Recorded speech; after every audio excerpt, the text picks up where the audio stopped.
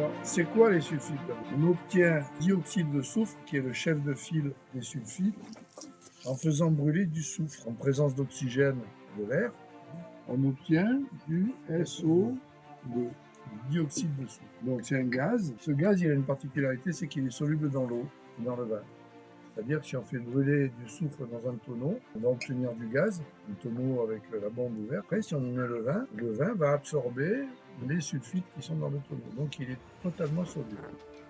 À partir du SO2, qui est le SO2 pur, jusqu'à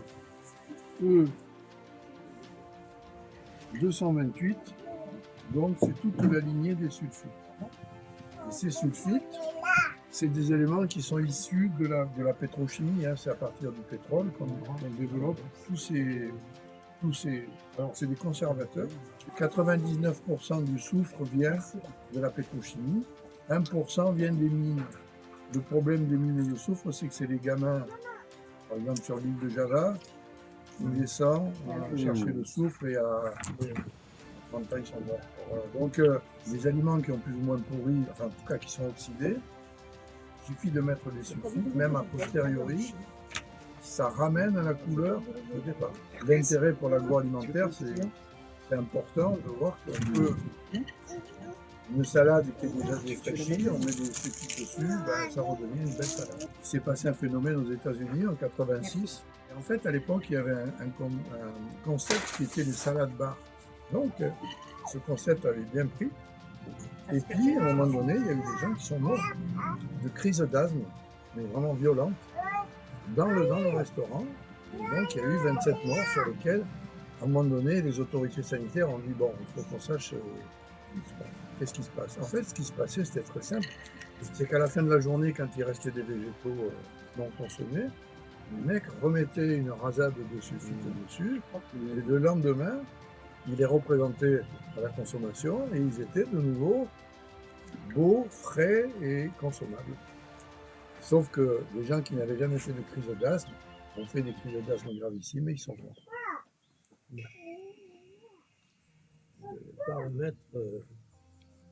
Donc c'est là qu'ils se sont aperçus qu'il y avait sûrement une dose à ne pas dépasser. Et à partir de là, il y a une réglementation qui s'est mise en place. Et notamment pour ce que disait Yves tout à l'heure, un certain nombre d'aliments où il y avait beaucoup de sulfite, donc c'était les purées en flocons. Ah bon? Ouais, vous savez, la mousseline. Voilà. La mousseline, donc on s'est aperçu que les gens qui étaient morts dans les restaurants, mais il y avait aussi des gens qui étaient morts en mangeant des crevettes, en mangeant des crustacés, en mangeant des choses comme ça. Donc un certain nombre d'aliments ont été encadrés comme il faut. Dont, bien sûr, les vins, les boissons aux fruits et les vins. Les boissons, les jus de fruits aussi peuvent s'oxyder. Donc on y mettait aussi des sulfites pour les conserver. En fait, aux États-Unis, on s'est aperçu que c'était les sulfites qui provoquaient les décès des gens. Et on les a interdits dans les fruits et légumes frais. Donc ils ont dit stop, consommer des légumes et des fruits frais dans les restaurants. Plus de sulfites. Dans les vins et les boissons, ils les ont autorisés, mais avec la mention contient des sulfites. Hein. Et pour les aliments, il faut afficher la présence de E220, E221, E222. Voilà. Ça, c'était en 86 aux États-Unis. Il a fallu attendre 2005 pour qu'en Europe, on prenne les mêmes mesures. En fait, les Égyptiens, les Grecs et les Romains, ils ne sulfitaient pas leur vin. On s'est aperçu qu'ils mettaient des plantes, ils mettaient des enduits à base de résine dans les amphores. Et puis quand ils mettaient le vin dedans, ils fermaient les amphores de manière hermétique et le vin se conservait très bien. Il dit qu'ils mettaient des aromates. Oui. Ça a quelle vertu? C'était antiseptique et antioxydant, c'était pareil. Et surtout, c'est que les contenants qui étaient les amphores sortaient à 1200 degrés du four, donc elles étaient stériles, et ils enduisaient avec de la résine, et ils mettaient le vin dedans et ils fermaient.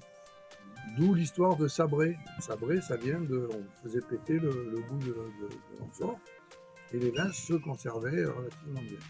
Après, il y a le transport, c'est que Jules César, il a financé sa campagne des Gaules en vendant du vin aux Gaulois, qui étaient des buveurs de bière. Ils se sont habitués à boire du vin, ils se sont ruinés d'ailleurs, hein, ils ont perdu la guerre un peu à cause de ça. Et quand il y a eu le premier réchauffement climatique, parce que il n'y avait pas de CO2, mais il y avait quand même du réchauffement. La vigne, qui s'arrêtait au bord de la Méditerranée, a commencé à être cultivée jusqu'en Angleterre. Et à partir de là, les Gaulois, qui eux connaissaient très bien la technologie du tonneau, ils ont mis le vin dans des tonneaux. Et à partir de là, on a inventé le vinaigre d'Orléans. C'est-à-dire que le vin qui était mis dans les tonneaux, il finissait en vinaigre. Donc, bon, vous voyez, c'est là qu'ils ont fait brûler du soufre dans le tonneau. Et après, en y mettant le vin absorbait le gaz qui était dans le tonneau et les vins se conservaient. Et donc le sulfitage a été inventé par les Gaulois. On ne pouvait pas maîtriser la quantité de sulfite qu'on mettait dans le tonneau, enfin on faisait brûler du soufre. On n'avait aucune idée de ce que ça pouvait donner, quoi. Donc ça donnait assez mal à la tête quand même, de boire ces vins. Et on a analysé, on a retrouvé un tonneau dans les hospices de Strasbourg qui date de 1472 et on a fait des analyses dessus. Donc il y avait plus ou moins 1 gramme de soufre dans 1 gramme de soufre, c'est énorme dans chaque litre de vin, quoi. Et c'est pour ça qu'il s'est conservé jusqu'à nos jours. C'est le début du premier refroidissement, enfin la première ère glaciaire. Et donc la vigne s'est arrêtée en Champagne, toutes les vignes qui étaient au-dessus sont mortes. Et le champagne avait un degré alcoolique qui était de 9 degrés, 8 degrés. Donc c'était des vins les raisins ne mûrissaient plus parce qu'il faisait trop froid, ils étaient très acides. Et donc pour les conserver, souvent, ils ne savaient pas trop, ils continuaient à mettre des sulfites. Pourquoi notre organisme, présente des difficultés quand on est en présence de sulfite? On a une enzyme, nous tous, qui s'appelle la sulfite oxydase et qui nous permet à chacun de nous d'inactiver une certaine quantité de sulfite. Mais elle est pour chacun de nous déterminée. C'est-à-dire que moi, j'ai pas. Il faut savoir que les Asiatiques ont un déficit congénital en sulfite oxydase. Ah ben c'est eux qui récupèrent tous les meilleurs vins nature de la planète. C'est simple. Et donc la sulfite oxydase, quand on est soumis, nous tous, à une certaine quantité pendant qu'on mange, il y a des aliments qui en contiennent de manière naturelle, on les transforme en sulfate, on les élimine dans les urines. Et après, chaque organe est capable d'inactiver une certaine quantité de sulfite. Le cerveau, c'est l'organe le plus sensible. D'accord ? C'est pourquoi, quand on boit un vin qui est très sulfité, on croit que c'est l'alcool, mais en fait, c'est les sulfites parce qu'ils bloquent totalement le métabolisme cérébral. Il y a une maladie congénitale, les gens naissent sans cette sulfite oxydase, cette enzyme. Donc c'est des nouveau-nés qui, dès qu'ils naissent, présentent des crises de convulsions, ils ne se développent pas, et ils finissent par mourir dans les 2, 3, 4 ans, avec des malformations du crâne, et depuis qu'on fait des scanners, on s'est aperçu que le cerveau était complètement détruit. Les cellules cérébrales meurent les unes après les autres, parce qu'ils n'ont pas le moyen de détruire les sulfites qu'ils rencontrent tous les jours. Ça voulait dire que les sulfites détruisent les neurones? Quand on n'a pas la sulfite oxydase, quand on n'a pas l'enzyme nécessaire, le problème c'est qu'on doit faire face à une quantité de sulfite dans l'alimentation qui est trop importante, puisque tu en as dans les abricots, tu en as dans les crevettes, quand tu vas dans les restaurants style les chaînes où tu as des salades de fruits le matin, tu te prends déjà une bonne dose de sulfite, tu arrives à la fin de la journée, tu es déjà surchargé. Tu comprends? C'est pour ça que j'avais fait une enquête. Il y avait 2 ou 3 millions de Français qui étaient surchargés de manière chronique en sulfite, sans qu'ils le sachent. Les sulfites, ça bloque le métabolisme du cerveau, donc on ne réfléchit plus très bien, mais en même temps, on n'élimine pas l'alcool qu'on a bu. On le garde très longtemps. Ce que personne ne dit jamais, c'est que on boit un vin sulfité, 3-4 verres, on va passer un alcotest avec les flics, on est marron.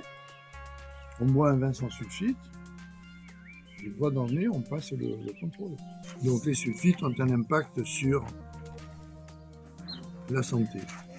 C'est pour ça que suite à l'histoire des États-Unis et la réglementation qui a été mise en place en Europe, on a défini une dose journalière admissible. C'est-à-dire une dose moyenne où tout le monde est capable d'éliminer les sulfites et de ne pas avoir d'effet secondaire. Cette dose, elle est de, pour les vignerons, là, 50 mg par jour pour un adulte de 70 kg. Bon. Dans certains vins, il y a beaucoup plus que 50 mg. Par exemple, les vins qui ne sont pas bio, on autorise pour les vins blancs jusqu'à 210 mg par bouteille. Vous verrez des bouteilles où il y a écrit pas de sulfite ajouté. Ça veut dire que rien n'a été ajouté. On peut en trouver parce que des fois la fermentation, certaines levures, certaines peuvent produire des sulfites, mais on ne peut pas dire zéro sulfite parce qu'on risque de se faire redresser par les douanes. La différence, c'est ainsi qu'on voit les vins naturels qui sont en fermentation spontanée. Ben moi, le mien, il part en fermentation spontanée, on n'a pas besoin de mettre de levure. Mais beaucoup de gens ne prennent pas de risques, ils achètent des levures qui ne produisent pas de sulfite, qui ne produisent pas d'éléments, on va dire, désagréables. Pourquoi, quand on boit un vin sulfité, on n'est pas bien et on a une alcoolémie très élevée pendant longtemps. Et quand on boit un vin sans sulfite, ça passe très bien. Chaque fois qu'on absorbe du SO2, on va absorber de l'histamine. L'organisme va sécréter de l'histamine. Alors, soit de manière violente si on a un terrain allergique. Dans ce cas, la sécrétion d'histamine, elle va entraîner crise d'asthme, chute de tension, un tableau vraiment catastrophique qui peut tuer les gens. C'est comme ça que sont morts les gens aux États-Unis. D'accord ? Et ce phénomène, ça peut se déclencher avec des doses très basses de sulfite, si on est allergique. Après, il y a l'autre mécanisme où ça dépend de la dose. Cette dose, c'est les gens qui ont mangé beaucoup de salades qui étaient sulfitées. Arrivé à un certain moment, l'organisme va sécréter de l'histamine.